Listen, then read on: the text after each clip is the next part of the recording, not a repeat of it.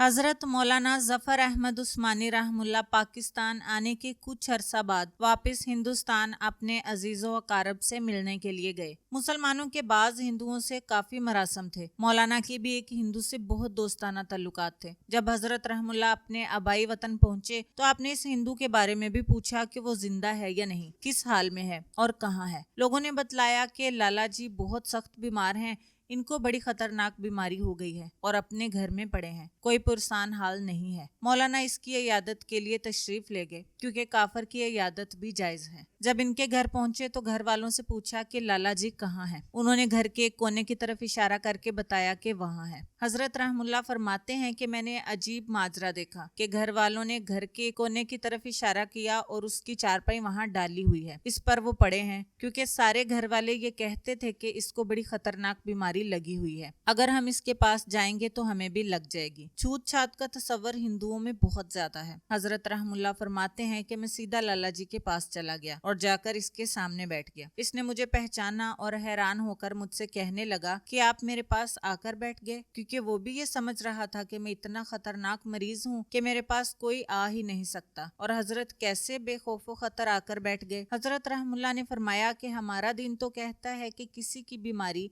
किसी दूसरे को नहीं लगती। हजरत रहमुल्लाह फरमाते हैं कि मैं इसके पास बैठा रहा, बातें करता रहा। वो बहुत खुश हुआ। फिर इसने कहा कि मैं जिस बीमारी में मुब्तला हूँ वो तो है ही नाकाबिले बर्दाश्त, लेकिन इससे बढ़कर मेरे लिए गम ये है कि मेरे घर वाले भी मुझसे दूर हो गए। हजरत रहमुल्लाह फरमाते हैं जब दवा का वक्त हुआ तो मैंने अजीब मामला देखा कि एक लंबा बांस जिसके आगे एक एंकर लगा हुआ है, घर वालों ने इसके अंदर बाल्टी लटकाई, दवा इसमें डाली और दवा को इस बांस के जरिए से इस तक पहुंचाया। लाला जी ने वो बाल्टी इस बांस से निकाली और फिर इस बाल्टी से दवा निकाली और इसको पिया और फिर बाल्टी वापस इस बांस में लटका दी, जिसको इसके घर वालों ने खींच लिया। ये मामला देखकर मुझे बड़ा अफसोस हुआ और मैंने इनको तसल्ली दी। फिर मैं थोड़ी देर इसके पास बैठा रहा। इसके बाद इसने अजीब बात कही कि हजरत मेरा दिल तो ये कह रहा है कि तुम्हारा मजहब सच्चा है और हमारा मजहब झूठा है, इसलिए कि तुम मेरे पास बैठे हो। ये इसके सच्चे होने की अलामत है। अगर हमारा मजहब सच्चा होता तो मेरे घर वाले इस तरह मुझसे दूर ना होते। मेरा दिल ये कह रहा है कि तुम्हारा मजहब सच्चा है, लिहाजा जल्दी से मुझे कलमा पढ़ाओ। मैंने फौरन इसको कलमा पढ़ाया। कलमा पढ़ने की थोड़ी देर बाद ही इसका इंतकाल हो गया। अंदाजा करें कि हुजूर सल्लल्लाहु अलैहि वसल्लम की एक मुबारक सुन्नत पर अमल करने से एक काफिर को ईमान नसीब हो गया। अल्लाह पाक हमें हमारे ईमान को कायमो दायम और महफूज रखने की तौफीक अता फरमाए। आमीन सुम्मा आमीन।